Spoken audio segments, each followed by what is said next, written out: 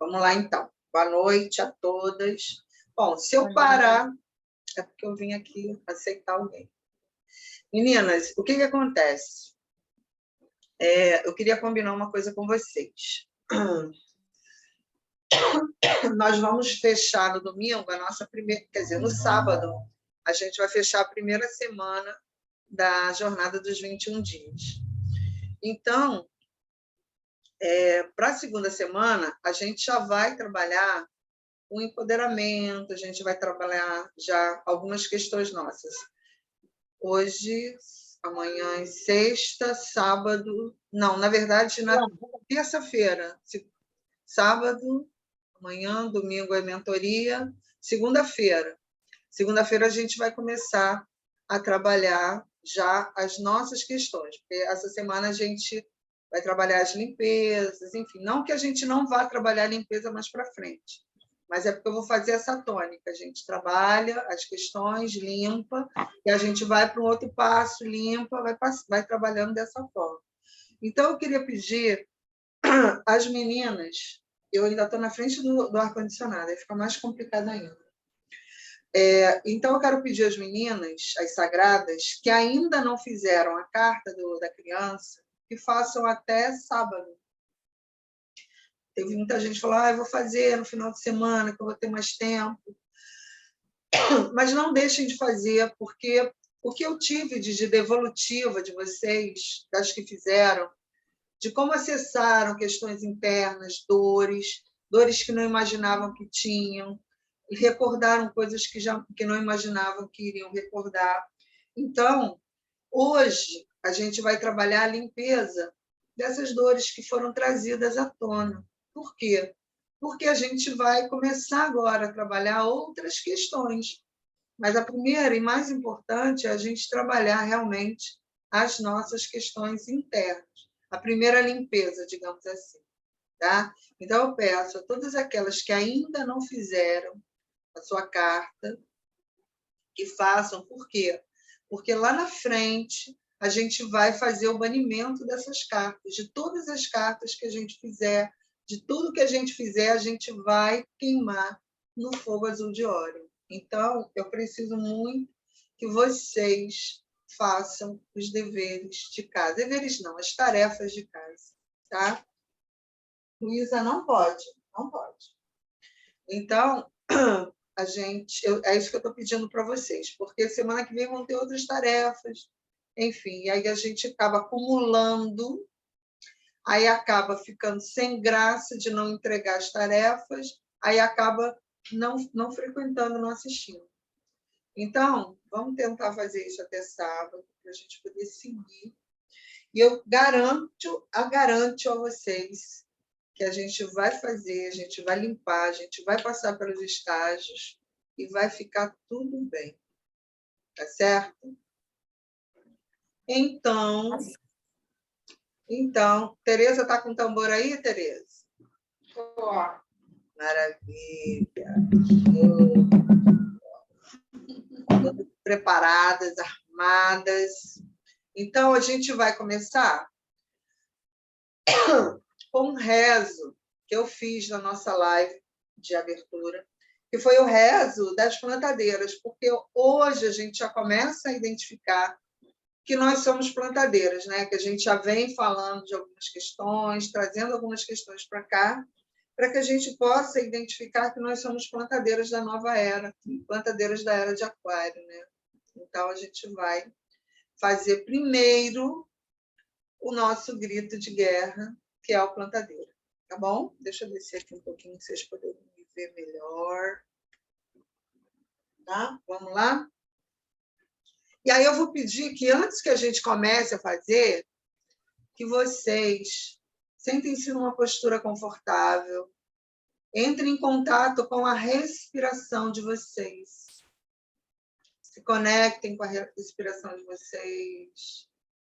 Por quê? Porque a gente vai elevar um pouquinho a nossa vibração e a nossa frequência para a gente chegar pertinho das anciãs, para que elas possam fazer o trabalho de cura e de limpeza da gente.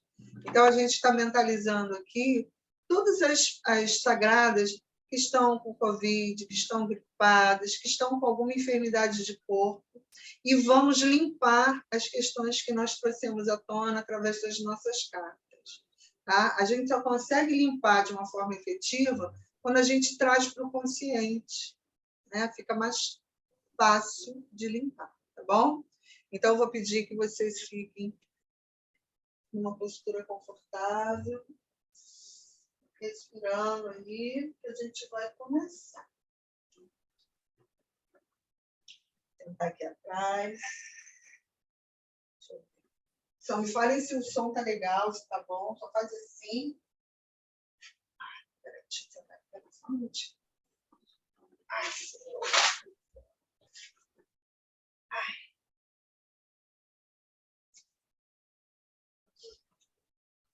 Pronto, melhorou aqui. Estão me ouvindo bem?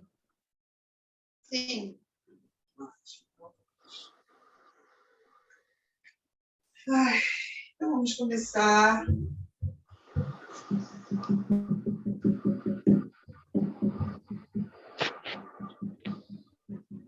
Vamos começar o dia de hoje. A gente começa rezando, limpando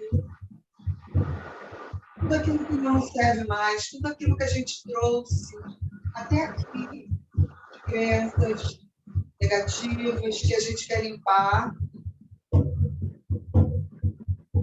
que a gente quer trabalhar dentro do nosso inconsciente. E a gente pede, nesse momento, que a gente está aqui, iniciando a nossa aula de hoje, a presença das nossas queridas anciãs, do fogo sagrado de Órion.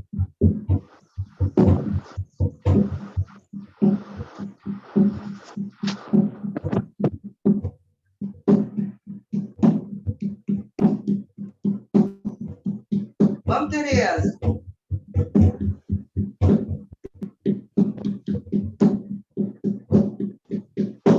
Vamos para o rezo. Vamos lá. Vamos plantadeiras, hein? Vamos lá. Vamos. Tereza, me ajuda, hein? Vamos lá.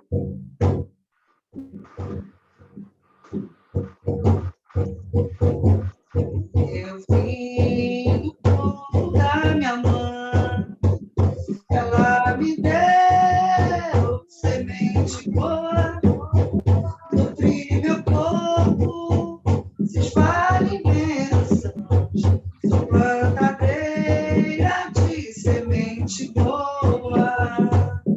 Eu vim do corpo da minha mãe, ela me deu semente boa, nutri meu corpo, espalho bênção, sou plantadeira de semente boa, nutri meu corpo, se espalha em bênção, plantadeira de semente boa. Vamos para nós. Vim do corpo da minha avó, ela me deu semente boa, nutri meu corpo, se espalha em bênção, plantadeira de semente boa, nutri meu corpo, se espalha em bênção, plantadeira de semente boa.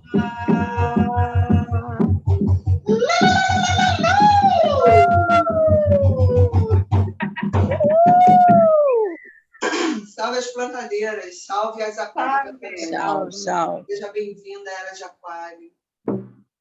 Seja bem-vinda. Desculpa, gente, de vez em quando entra uma voz taquara rachada, mas eu estou aqui firme na água marinha.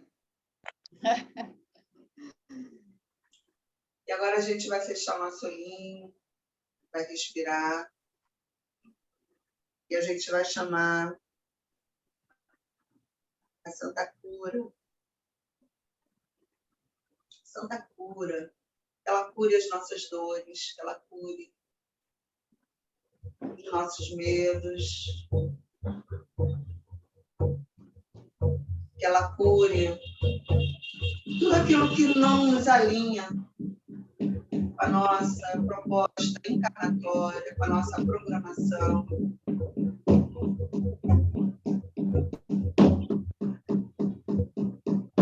Ela nos cure dos males do corpo, que ela nos cure dos males da alma, que o nosso espírito é limpo, é puro, mas as camadas de ego foram colocadas em cima dela para nosso próprio melhoramento, aprofundamento. Nesse momento,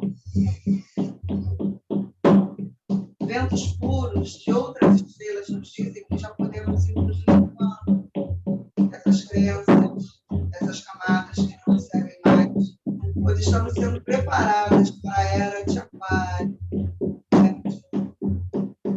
as portadeiras dessa era.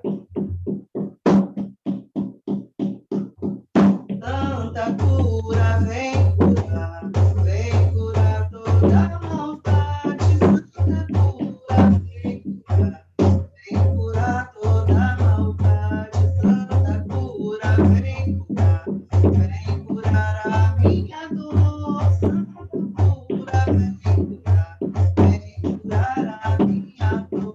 Tanta cura, vem curar minha tristeza. Santa cura, vem curar minha tristeza. Santa cura, vem curar toda maldade. Santa cura, vem curar toda maldade. Santa cura, vem curar a minha dor. Santa cura, vem curar a minha dor.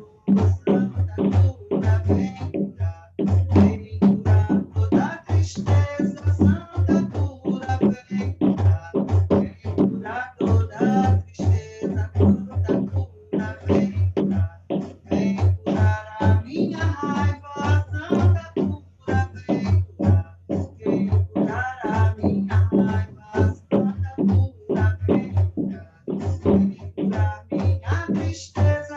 Santa cura, vem curar minha tristeza. Santa cura, vem curar toda maldade. Santa cura, vem curar toda maldade. Santa cura, vem curar também o Covid. Santa cura, vem curar também o Covid. Santa cura, vem curar da influenza. Santa cura, vem curar da influenza. Santa cura, vem trazer a alegria. Santa cura, vem trazer a alegria. Santa cura, vem trazer todo o amor. Santa cura, vem trazer todo o amor. Santa cura, vem trazer toda a bondade. Santa cura, vem trazer toda a bondade. Santa cura, vem trazer a era de ouro. Santa cura, vem trazer a era de ouro.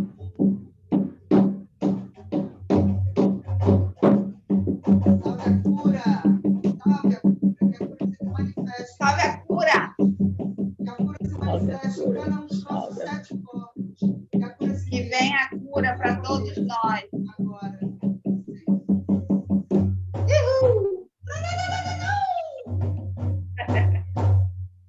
E para finalizar, porque o meu gogó já está indo para o espaço, para o céu de Órion, vamos finalizar com clareia.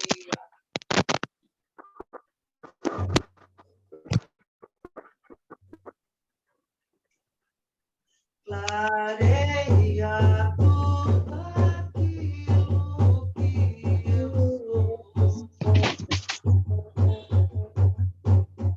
Incendeia no meu peito esse amor. Me mostra um novo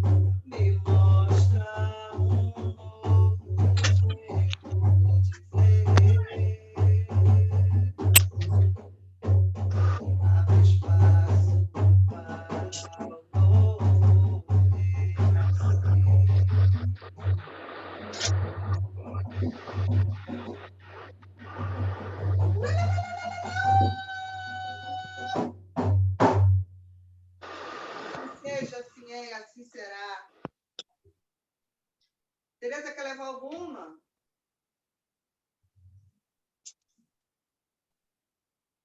Não estou te ouvindo. Está ruim o microfone.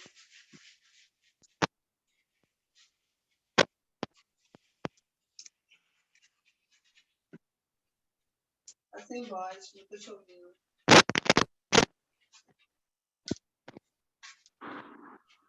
Agora, Agora te ouvi. tá me ouvindo? Estou, agora estou.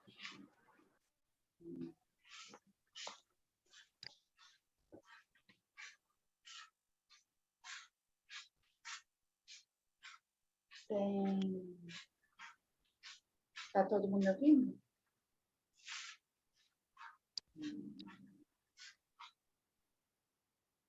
Então, esses rezos são, assim, muito emocionantes, né? Porque mexe muito com a gente, principalmente o som do tambor. E eu realmente tinha um monte de rezo para falar aqui, mas fugiu. Fugiu, não consigo lembrar de nenhum. No decorrer da aula, se eu me lembrar, eu vou falar. Desculpa, gente, o celular está dando um cheiro.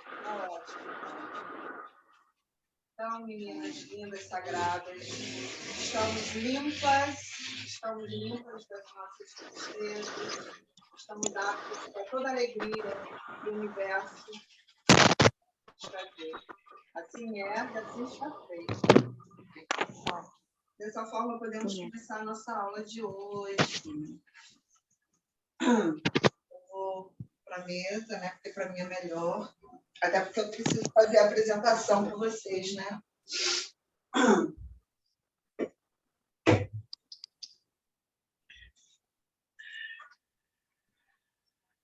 Vamos lá.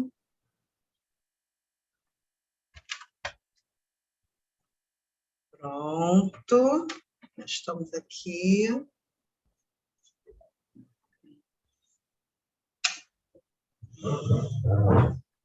Está faltando alguma coisa? Acho que não.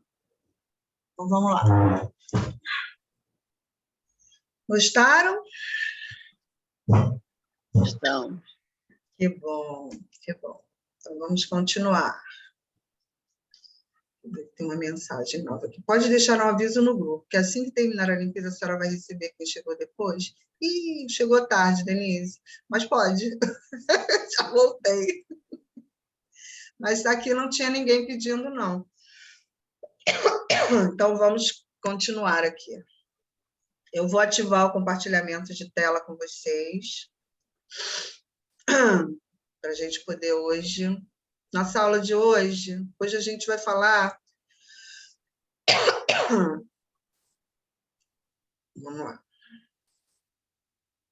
Dos tipos de mãe.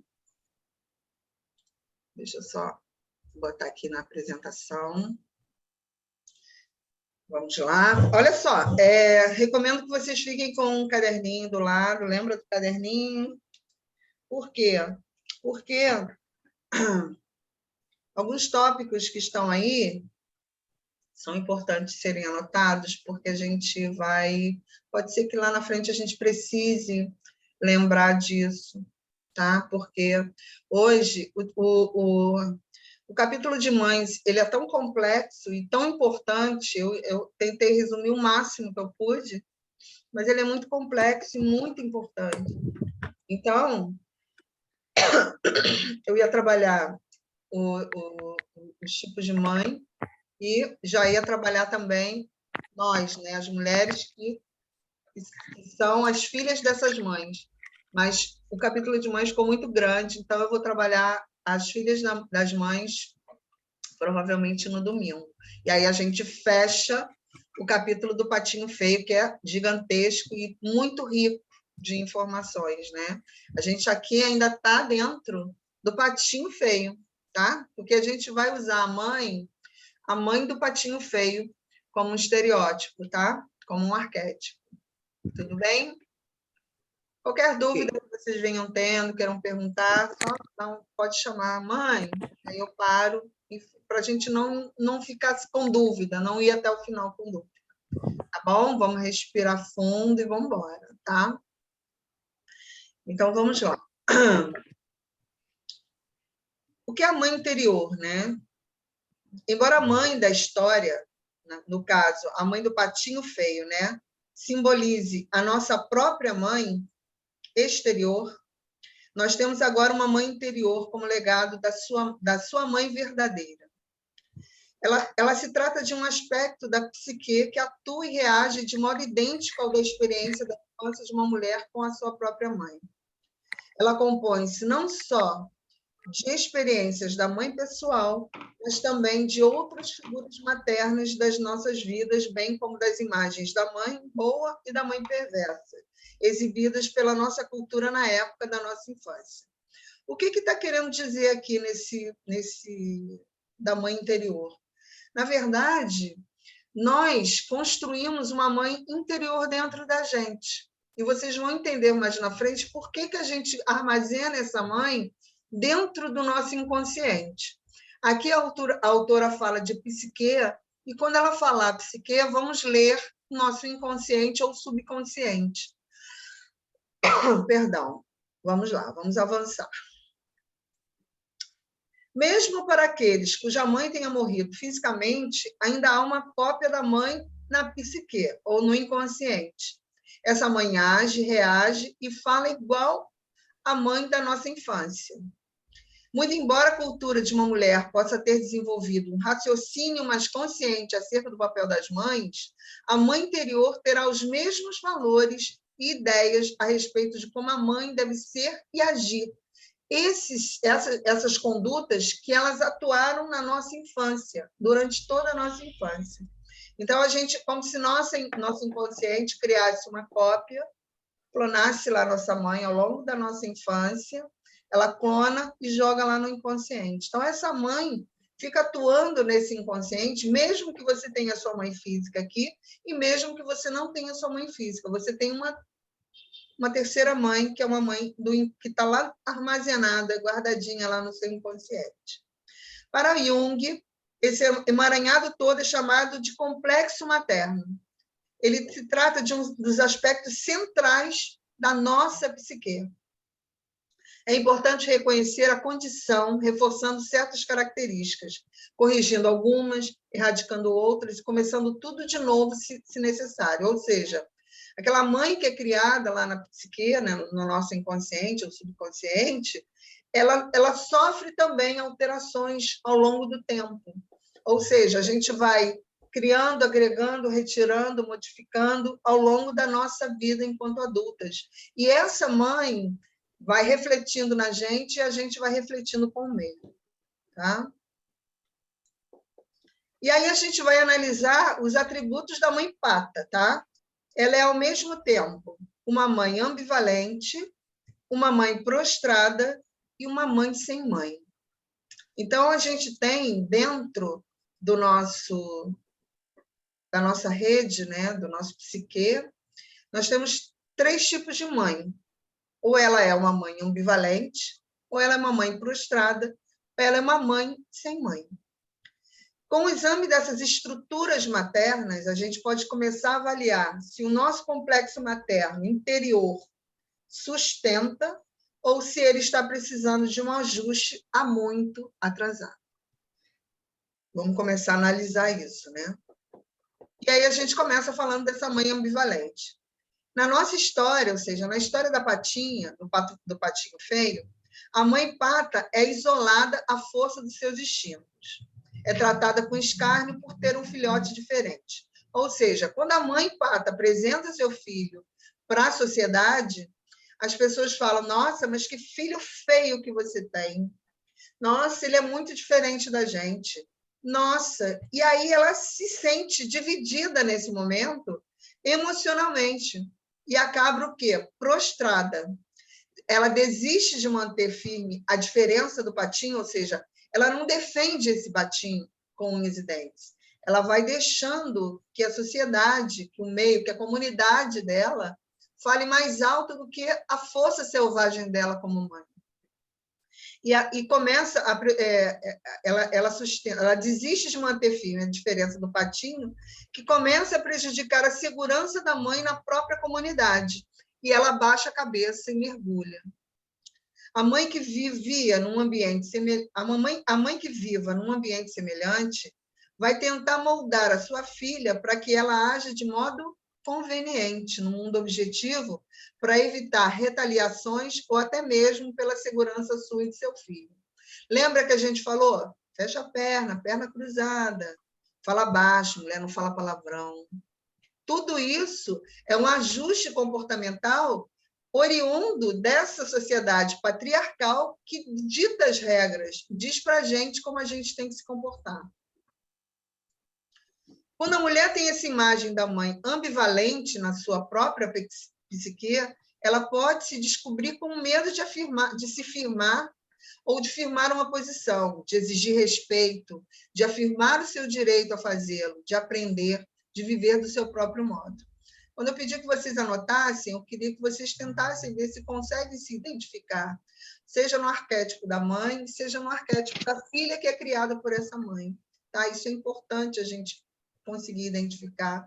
E a gente vai trabalhar bem essa aula para a gente tentar chegar a essa conclusão hoje. Seja a origem numa imagem interna ou na cultura externa, para sustentar as restrições, ela precisa ter algumas qualidades ferozes, que em muitas culturas são consideradas masculinas. Eu diria que essas culturas são as culturas do patriarcado. São as culturas que dizem... Vamos seguir aqui. As gerações, infelizmente, a mãe que quisesse gerar estima em si mesma e na sua prole, precisava ter as qualidades exatas que lhe eram proibidas: a veemência, o destemor e a aparência atemorizante. Ou seja, aquela mulher que, de repente, cria a sua filha ou seu filho sozinha, ela que cria de uma forma mais assertiva, onde as pessoas falam: ué, mas não vai tomar refrigerante por quê? Todas as crianças tomam, só um papinho. Ou, mas por que a sua filha não pode comer carne? Todas as crianças comem carne. Olha, o médico diz que carne é importante. Todas essas características que são moldadas dentro da nossa sociedade patriarcal fazem com que a gente se ajuste dentro de um modelo de algumas mães, e aqui no caso a gente está falando dessa mãe, que ela começa a deixar essa voz dela abafada pelo todo, pela comunidade. No caso, aqui a mãe pata, né? Para uma mãe criar feliz seu filho, que seja ligeiramente ou altamente diferente nas necessidades da sua psique e da sua alma, em comparação com a corrente principal da sua cultura, ela precisa tomar a dianteira no que diz respeito a algumas qualidades heróicas. Ela tem literalmente que lutar pelo direito do filho dela ser diferente. Ela precisa ser capaz de roubar essas qualidades. Se elas não lhe foram permitidas, abrigá-las, liberá-las na hora certa e defender a si mesma e aquilo no que ela acredita. Praticamente não existe um meio de preparar a pessoa para isso, a não ser respirar fundo para ganhar coragem e agir. Desde tempos imemoriais, o que foi considerado ato de heroísmo foi a cura para uma dúvida paralisante. Então, a gente vai vendo ao longo dessa nossa mãe, né? Deixa eu voltar aqui. Deixa eu voltar. Só um minutinho. Socorro. Deixa eu dar uma isca aqui. Deixa eu voltar aqui, não consegui. Deixa eu voltar aqui.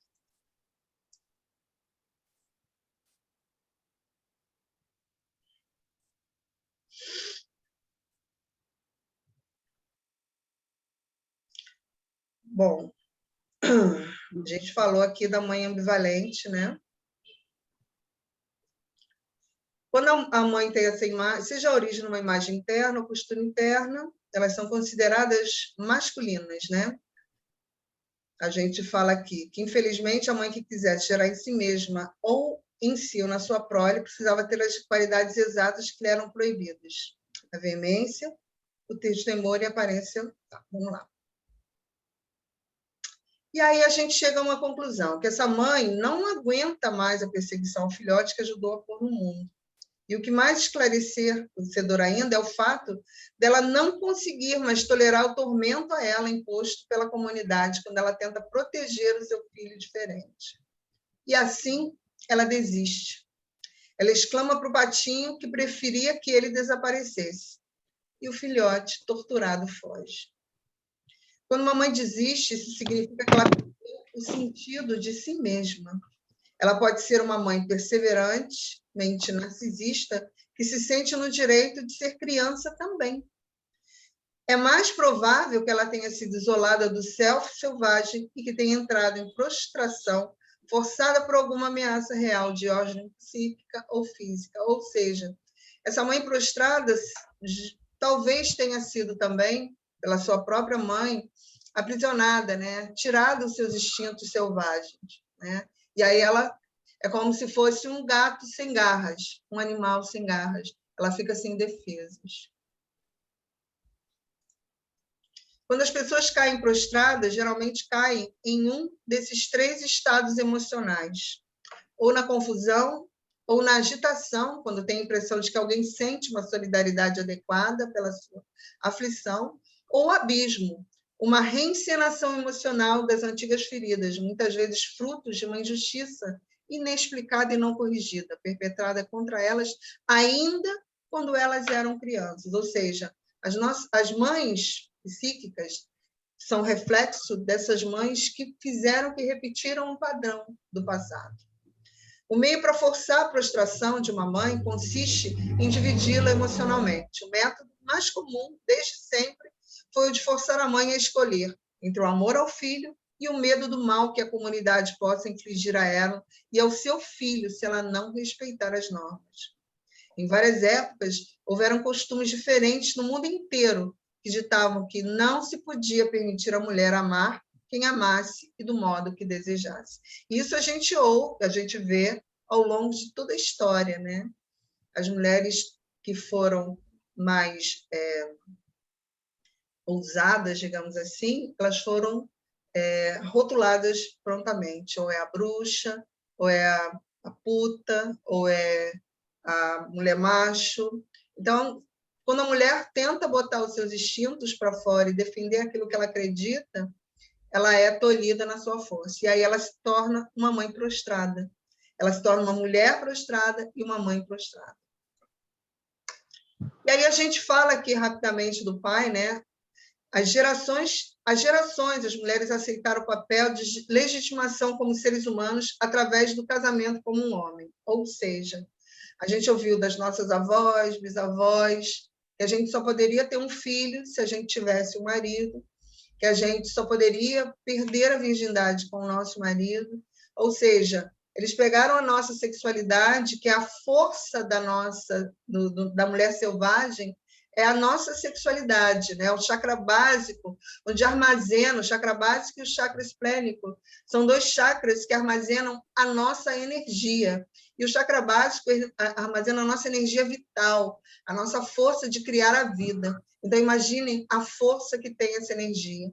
Então, o patriarcado muito sabiamente não, de forma muito esperta, começou por tolir-nos pelo ponto onde nós somos mais fortes, pela nossa sexualidade. E aí impuseram, dentro das regras da sociedade, que a mulher precisava ser casada, que a mulher precisava ficar embaixo de um homem. Atrás de um grande homem existe uma grande mulher. Olha, mas que coisa, né? Maravilhosa a gente poder estar atrás de um grande homem e sermos uma grande mulher.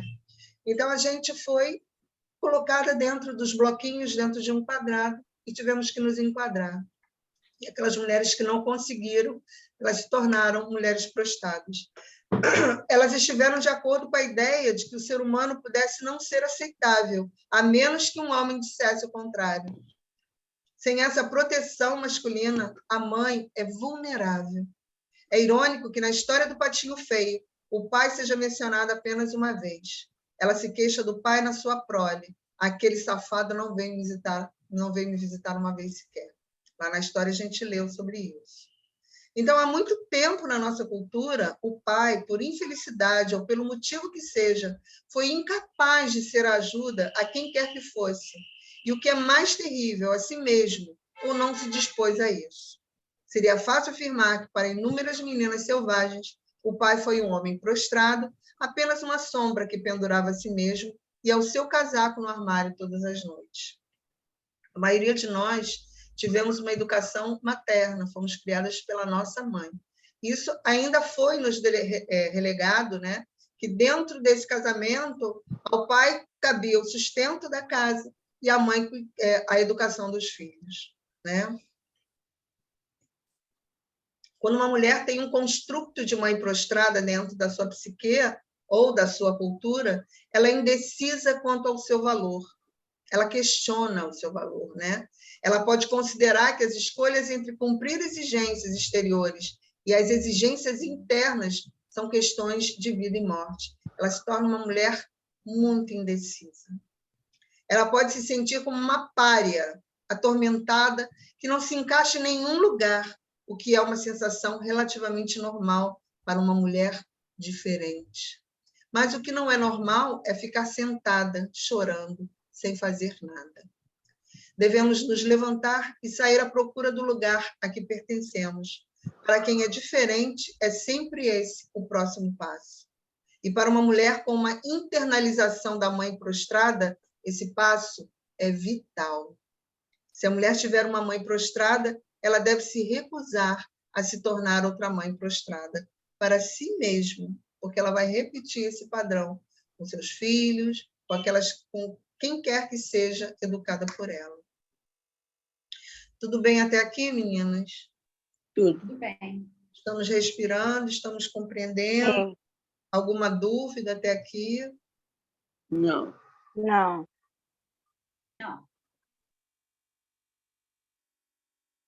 Deixa eu ver se tem alguma coisa aqui no chat. Não, né?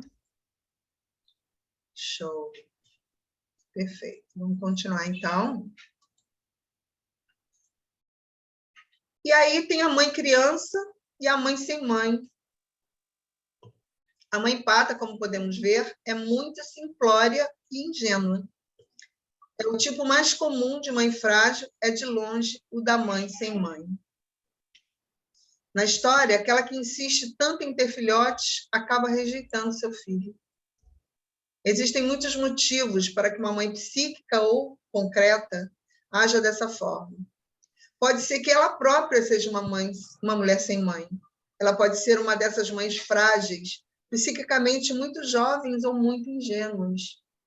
Ela pode se sentir tão deslocada sob o aspecto psíquico que se considere não merecedora até do amor do seu bebê.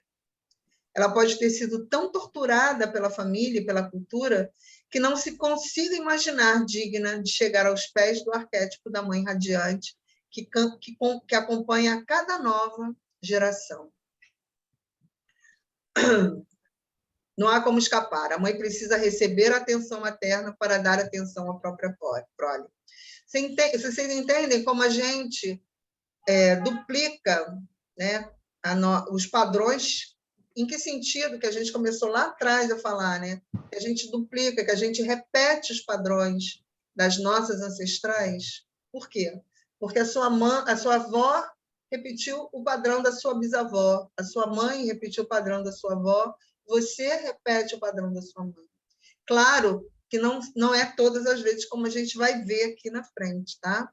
A gente está definindo 3 arquétipos de mãe e a gente pode, nesse momento que a gente está vendo aqui, ver se a gente se enquadra, se a gente se encaixa em alguma delas, tá? De mãe ou da gente. Está acabando? Embora a mulher tenha um vínculo físico e espiritual inalienável com o seu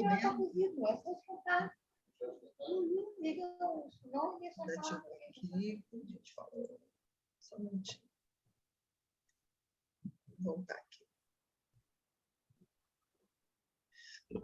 Embora a mulher tenha um vínculo físico e espiritual com seus rebentos, no mundo instintivo da mulher selvagem, ela simplesmente não se transforma, de repente, numa mãe temporal completa por si mesma.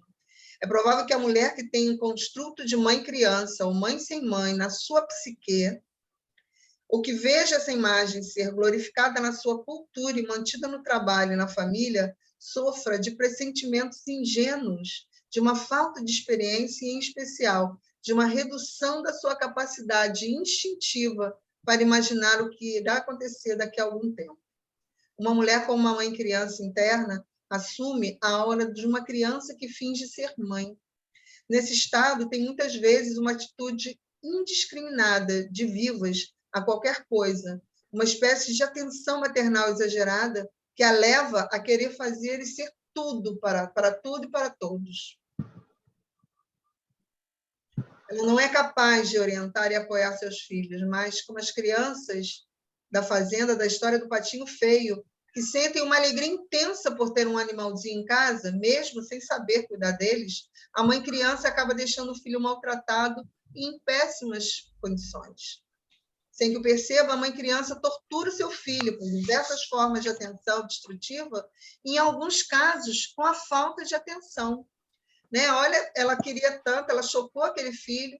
Quando ele chega, ela mede o amor dela, né? O que é mais importante? O que eu sinto pelo meu filho, entender que ele é diferente, ou o que a sociedade diz? Qual é a voz que fala mais alto, né? Às vezes, a mãe frágil é ela mesma um cisne criado no meio de patos. Ela não conseguiu descobrir a sua identidade verdadeira cedo o suficiente para ajudar a sua prole.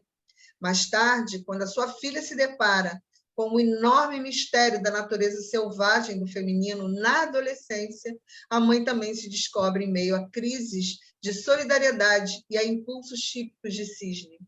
A procura da filha pela sua própria identidade pode até mesmo, finalmente, dar início à viagem inaugural da mãe em busca do self perdido. E isso acontece bastante.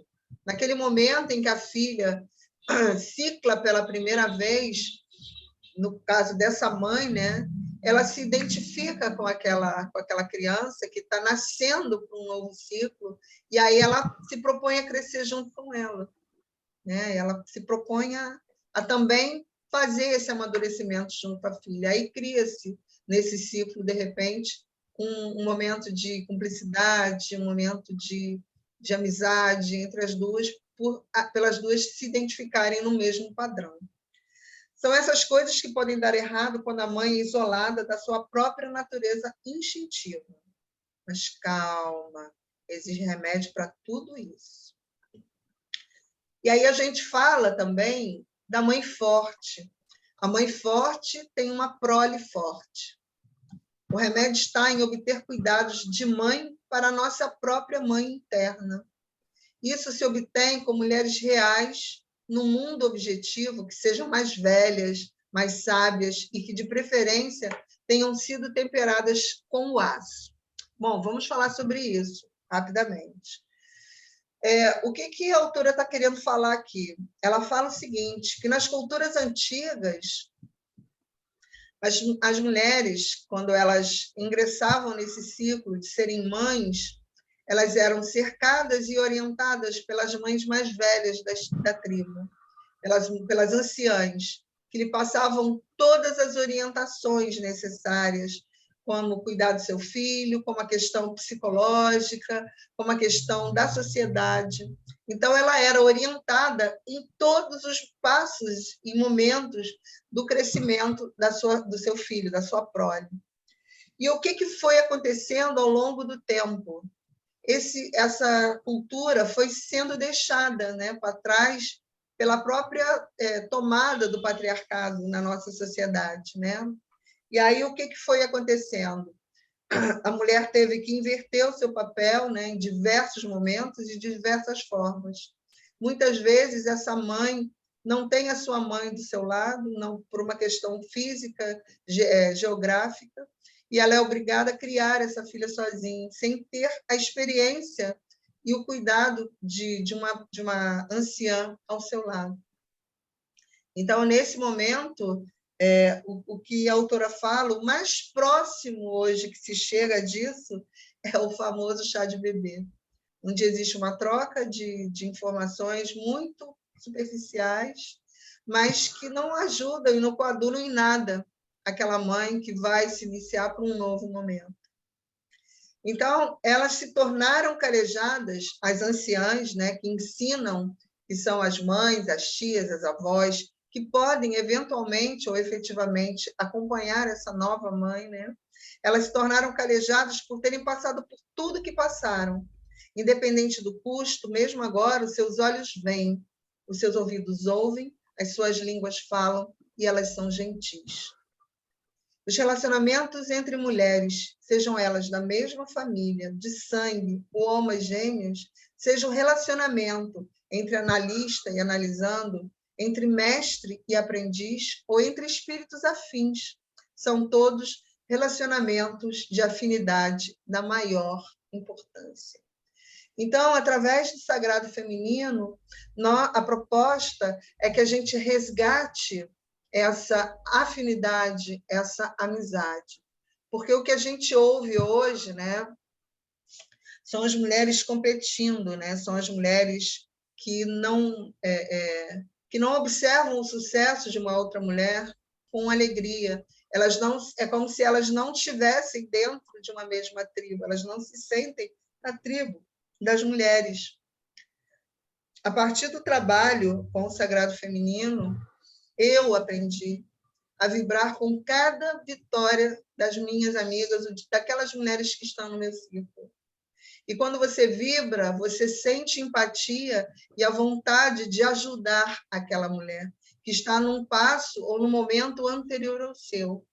Talvez isso tenha chegado com a maturidade, talvez eu tenha sempre sido assim, não tem como saber, porque eu só descobri essa mulher em mim quando eu comecei a fazer o Sagrado Feminino, quando eu comecei a compartilhar os círculos e descobrir as dores das mulheres, me sentir empatizada com elas e me sentir motivada a ajudá-las. Então, esse curso de 21 dias só existe porque um dia eu comecei a fazer Sagrado Feminino. Vamos continuar. Poderíamos pensar que o ideal seria difamar a mãe selvagem, mas não podem e não devem jamais ser abandonadas, pois, se o forem, a mulher estará abandonando a sua própria natureza profunda, a que detém todo o conhecimento, todos os sacos de sementes, todas as agulhas de espinheiro para os remendos, todos os remédios para o trabalho e o descanso, para o amor e a esperança.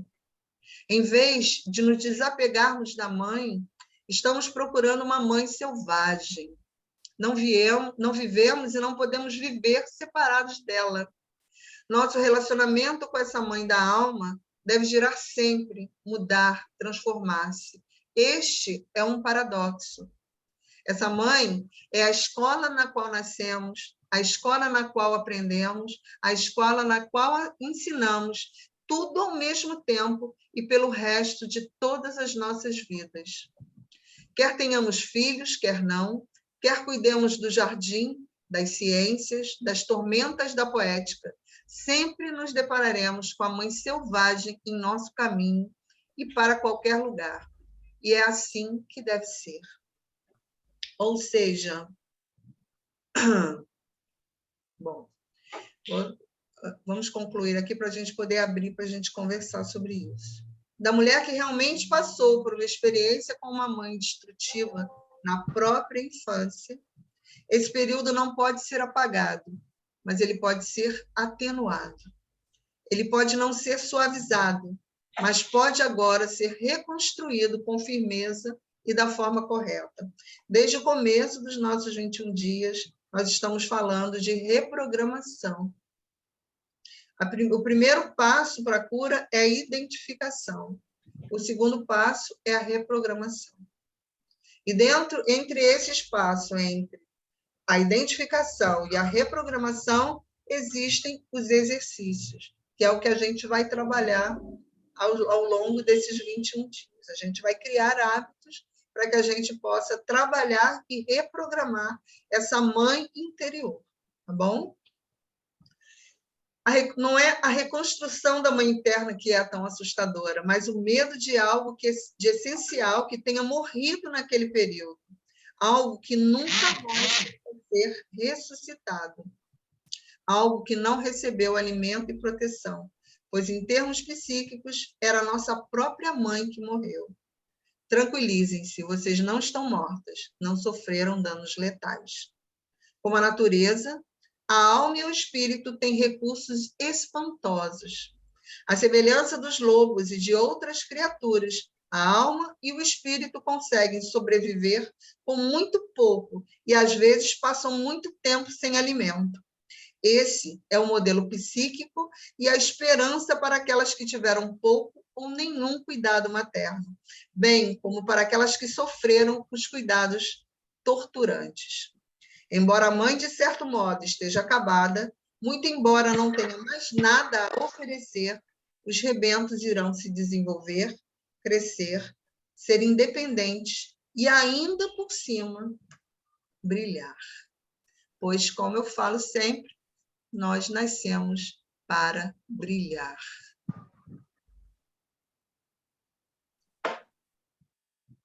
E aí, meninas, mulheres sagradas, maravilhosas, vamos abrir aí para os comentários?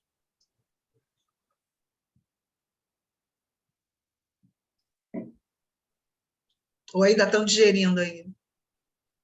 É muita informação, né? 3 mães, eu achava que eu tinha uma, tem 3, ainda tem uma quarta. Ai, gente, só sou mãe de pet. Oi? Só sou mãe de pet. Pronto, mas é mãe, né? Pois é. É mãe. Tá me ouvindo? Estão me ouvindo bem? Estou ouvindo. Estão me ouvindo? Tô. Não, né? Sim, sim. Então, eu tive o meu primeiro filho com 25 anos, por conta de alma de pressão de todo mundo de dizer que ser mãe solteira, porque ser mãe nova, porque PPP, aquelas coisas todas. E eu acabei sendo mãe solteira mesmo, mas com 25 anos. Já trabalhava e tal. Mas eu me vi muito nesse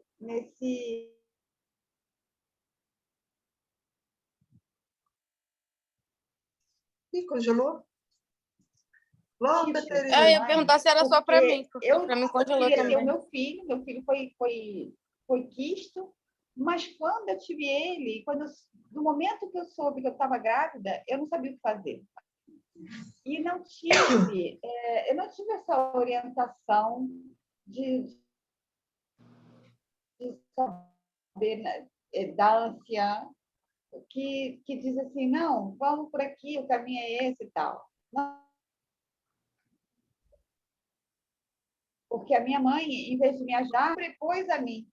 Ela me tirou do contexto e se sobrepôs. Então, tipo, eu cuidava do meu filho, mas quem educava era minha mãe. E eu, sem saber como fazer e o que fazer, sem ter aquela proposta da mãe selvagem, forte, né? Dizer, não, o filho é meu, eu que tenho que fazer do meu jeito e tal. Fui novamente transgredida como a criança que estava querendo como uma criança, tipo, fui tratada como a criança que gerou uma criança, entende?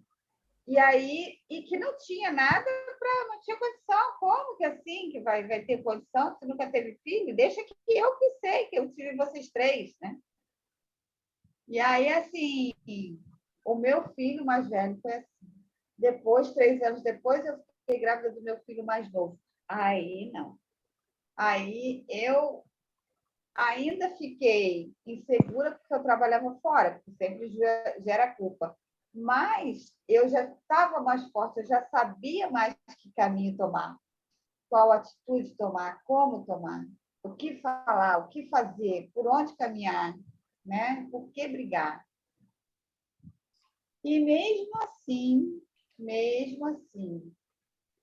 o vínculo só se estabeleceu entre eu e os meus filhos depois que eles tiveram, tipo, 4, 5 anos, porque já estavam mais, né, maiorzinho, e aí eu arrumei um companheiro, então eu estruturei como uma família. Ah, não, agora a Tereza tem uma família, então ela pode cuidar dos filhos dela.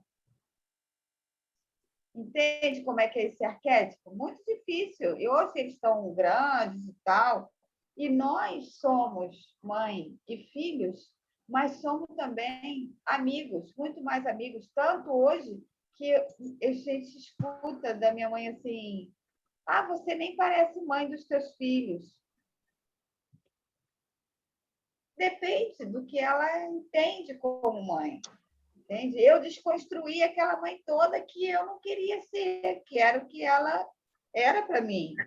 Eu não queria. E desconstruí. Mas sinto hoje, no meu mais novo, que alguma coisa eu ainda, sabe, de cobrança, alguma coisa eu ainda coloquei ali. Então, assim, essa mãe apática, né? Eu me vi muito nesse arquétipo. Na mãe ambígua, na mãe apática, eu me vi bastante. Gratidão. Acho que é isso, né? Você, na sua segunda maternidade, você teve a oportunidade, você já tinha a experiência, né? Então, você vê como nessa narrativa, né, da Tereza, a gente vê que o tempo inteiro a gente é colocada dentro de caixinhas, né? Ó, agora que você é casada, agora que você tem um homem, você pode ser mãe. Você não pode ser mãe antes de ter um marido. Aquela história que a gente viu lá atrás, né? E muitas mulheres... Olha, eu não sei qual foi a novela que eu vi, mas eu acho que isso acontecia bastante. Quando a menina engravidava, quando a mulher engravidava, lá no tempo das nossas bisavós, os pais tiravam aquela criança dela, ela viajava, os pais tiravam o filho dela, ou davam para adoção, ou ela voltava dizendo que o filho era da mãe, era o irmão dela. Então, olha há quanto tempo que isso vem acontecendo, olha quantos séculos isso vem acontecendo. Isso aconteceu na minha família também. Olha aí. Minha irmã, eu não cresci com a minha irmã, conheci minha irmã depois de velha, porque minha mãe já tinha tido meu irmão muito nova, teve com 14, e minha mãe não trabalhava, né, na época e tudo mais, aí minha avó tirou, aí com 16 minha mãe teve de novo, só que minha mãe disse que brincava com camisinha na época, minha avó não falava sobre o que era camisinha, absorvente, nada disso. E comigo foi um pouco diferente, porque minha mãe sempre conversou muito comigo, tanto que a primeira vez que eu menstruei, eu coloquei absorvente sozinha e saí, minha mãe não ficou nem sabendo. Depois que ela tinha dito que eu tinha que falar com ela, que eu precisava ir no médico e tudo mais. Mas até então eu não sabia disso, mas como usar a cólica, que era normal, enfim. Aí com a minha irmã, não. Minha irmã foi criada pelos avós paternos, minha mãe saiu para tomar banho, que minha mãe mora de frente para minha avó, né, no mesmo prédio, apartamento de frente. Minha mãe saiu para tomar banho e quando voltou para amamentar, minha irmã já não estava. Minha avó já tinha entregue a criança que morava no prédio do lado. E a gente cresceu anos, tanto que ela nem tem o sobrenome da gente. Mas ela é a minha cara e a cara da minha mãe. Não tem como negar. É a mesma coisa. Aí... Gente, cortou? Ou Não, ainda me ouviram? estou te ouvindo. Não, Ah, é porque me ligaram. Aí eu conheci minha irmã e eu tinha 13 anos. Hoje em dia a gente convive bem e tudo mais. Ela sabe da história e tudo, mas minha avó se sente culpada. Minha avó fica com um porta-retrato na sala dela. É a única neta que minha avó tem um porta-retrato. Minha avó se sente culpada. Mas aí já estamos vivendo bem, mas naquela época era super normal. Minha tia, aconteceu isso com a minha tia também. E passando, né? E hoje em dia todo mundo fala que eu pareço mais amiga da minha mãe do que filha. Porque minha mãe conversa muito comigo. A gente é muito amiga, a gente fala abertamente sobre tudo. E também rola essa pressão dessa questão de ter filho. Eu não posso namorar, que minha avó já acha que eu tenho que engravidar. E eu nunca tive essa vontade, ai meu Deus, eu quero ser mãe, formar uma família, não. Sempre fui mais da onda dos bichos mesmo. Mas sempre rola isso, sempre, a vida inteira. E com qual mãe você se identificou, Liz? Ai, olha... Não sei, eu tô meio...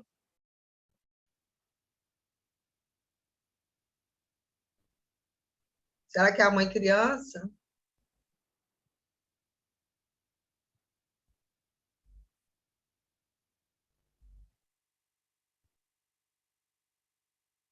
Caiu? Acho que caiu, né? Daqui a pouco ela volta. Vamos lá, vamos continuar então. Quem mais? Então, mãe, Oi. eu pensei em várias coisas, anotei várias coisas. A primeira coisa que eu pensei é que, assim, eu tenho uma tendência muito grande para me auto-julgar. Então, se eu penso alguma coisa, automaticamente eu mesma já penso em deixar de fazer, porque aquilo pode ser pela questão de querer agradar e tudo mais. Então, assim, eu acho que, assim como eu escrevi a carta para minha criança interior, essa minha mãe interior é quem me faz eu me auto-sabotar demais ou exige uma, uma perfeição que não deveria ser necessária, né? Então, acho que a minha mãe interior é ambivalente. É, E isso por conta também da minha criação. A minha mãe, ela sempre foi. Minha mãe é nordestina também, ela foi criada pela madrasta dela. É, ela. O meu avô, no caso, não era um pai presente, ele era alcoólatra, ele trabalhava o dia inteiro fora e quando chegava em casa a madrasta da minha mãe ainda fazia a cabeça dele, então ela batia na minha mãe durante o dia, quando meu avô chegava em casa, ele batia na minha mãe também. Então, a minha mãe sempre foi muito submissa, sempre guardou muita mágoa dessa fase da vida dela. E aí, quando ela ficou grávida de mim, não foi tão planejado assim, o relacionamento dela com meu pai nunca foi perfeito, né? Nunca foi um mar de rosas. E só que ela nunca conseguiu se impor, né, no relacionamento dela e principalmente com relação à minha criação. Então, assim, ela ficava o dia inteiro comigo e com meu irmão, ela não trabalhava fora e ela sempre tentava moldar a gente de forma que eu não sei se necessariamente ela fazia isso, mas eu já me colocava naquele lugar de não dar trabalho.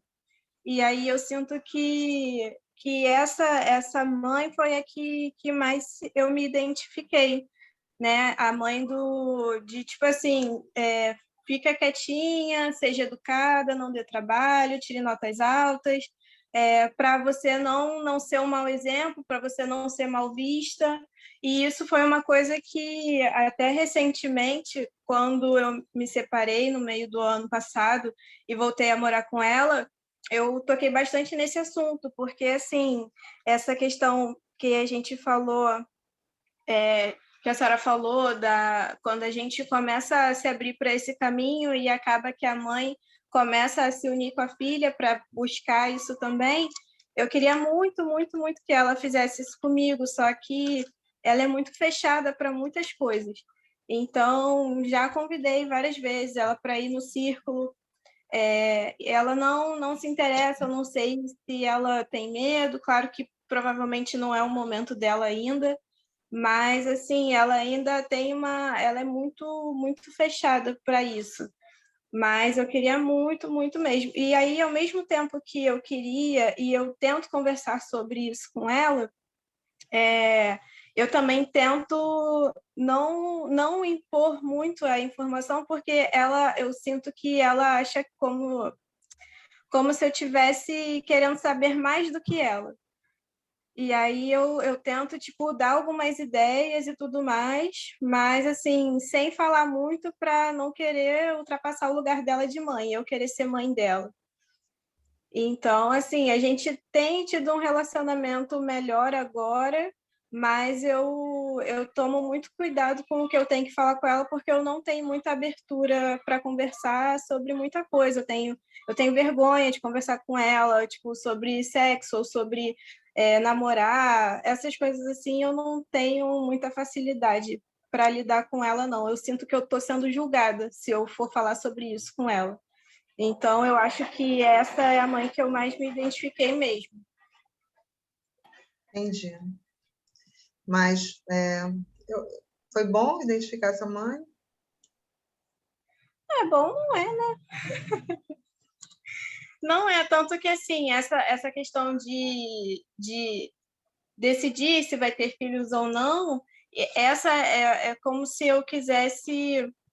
Agora, eu identifiquei essa vontade em mim, porque eu sempre tive pensamentos, será que eu vou ter filho? Será que eu quero? Será que eu estou pronta para isso? Mas conforme eu me vejo pensando nessas coisas e tentando entender, eu vejo que eu tenho capacidade sim, e eu acho que de alguma forma eu vou conseguir desconstruir e reconstruir isso de uma forma diferente para quem vier, né, comigo em algum momento. Então, eu tenho vontade de ter filhos justamente por isso, e espero que em algum momento ela consiga me acompanhar, né? Esperemos, né? Esperemos, para você também poder reprogramar a sua mãe interna, né? Ela mesma. Principalmente ela. Não sei quem é mais difícil de lidar, a criança ou a mãe, entendeu? Porque, olha, elas duas estão assim, ó, na minha cabeça. Uma de cada vez, uma cada dia, um dia por vez, né? Um dia de cada vez. Vamos fazendo devagarzinho, conforme a gente consegue. Uhum. Gratidão, querida. Gratidão. Mas alguém quer se pronunciar? Ou ainda tem gente digerindo ainda o que foi falado? Belice, Juliana, Lise. Eu ainda estou tentando descobrir aonde eu me encaixo, porque eu ainda não consegui. Eu vou ler mais um pouco, vou tentar entender, porque eu ainda não consegui descobrir o meu lugar aí nesse. Qual é a minha mãe, no caso? Tá ótimo. Tá ótimo. Perfeito. Lísia, Gilma. Boa noite. No meu caso, eu me encaixo muito nesse aspecto do reprimir, né? Da questão que a senhora falou, questão de sexualidade, questão de comportamento, questão de que tudo se engloba em marido, em ter relação sexual apenas com uma pessoa e morrer assim, praticamente, né? Viver apenas para o casamento, não ter voz ativa, não ter posicionamento algum. Mas aos poucos venho quebrando isso em casa. Que bom. E a gente sempre começa pela gente, né? Eu quis trazer para vocês porque eu acho muito interessante a gente entender que a gente tem uma cópia dentro da nossa cabeça, que, na verdade, nem sempre a gente vai conseguir mudar a nossa mãe física, ou a nossa mãe não está mais na fisicalidade, já está na espiritualidade. Então, não há muito o que se fazer nesse caso. Mas a mãe psíquica que nós construímos dentro de nós, a gente tem a responsabilidade e a possibilidade de reprogramar. Então, Mãe, oi, querida.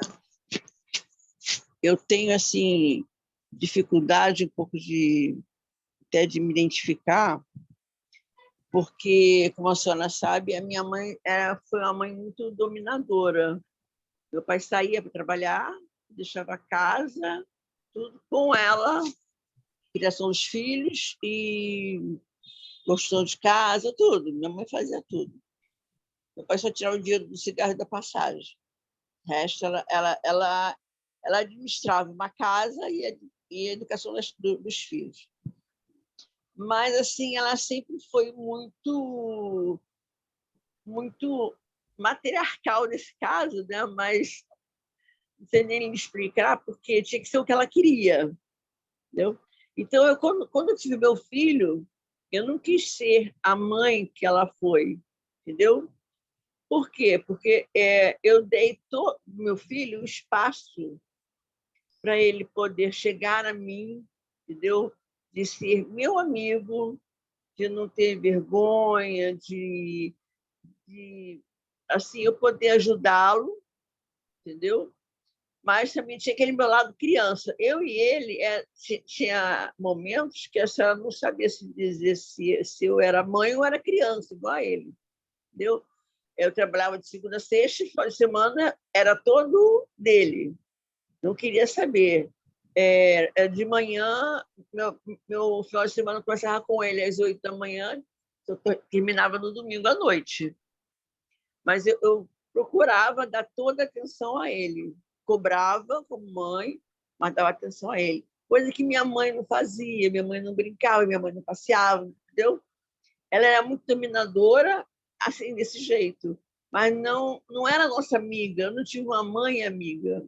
Você está entendendo? Falando. Eu não tive uma mãe amiga. Então, eu não sei lhe dizer aonde eu me encaixo nisso. Se nesse caso é ambivalente, eu ainda não consegui realmente entender. Entendeu? Porque eu não quis ser igual a ela.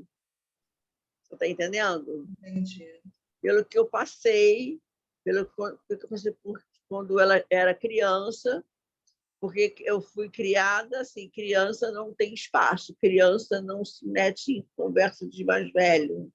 Então, eu não podia fazer nada, não podia participar de nada. Entendeu?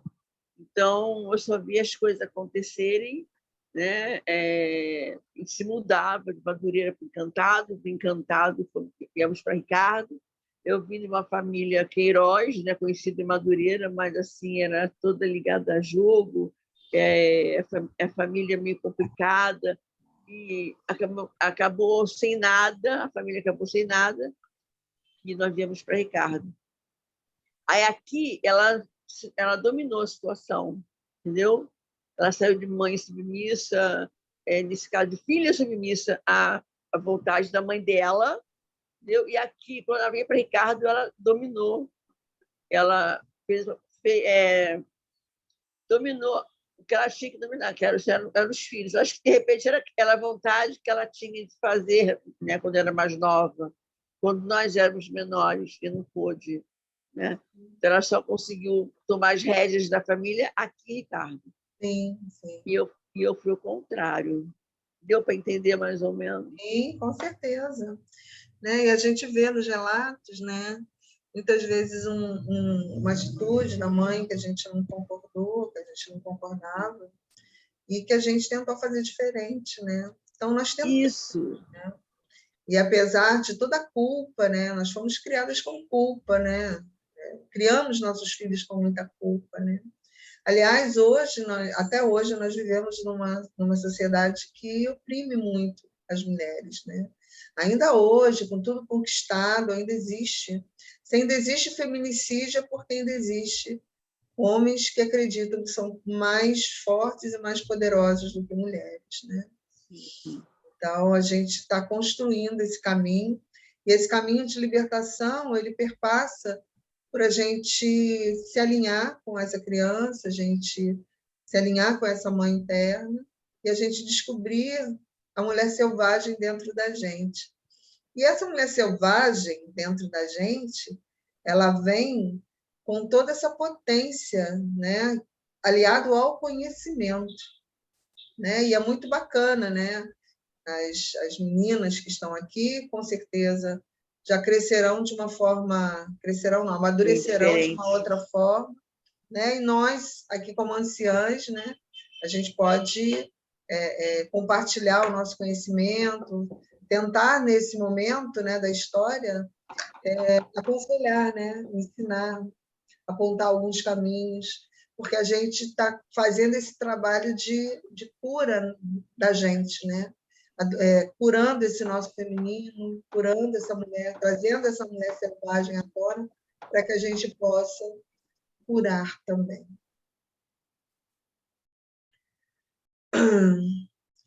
Então é isso. Se não tem mais ninguém que queira falar, a gente vai encerrar por hoje.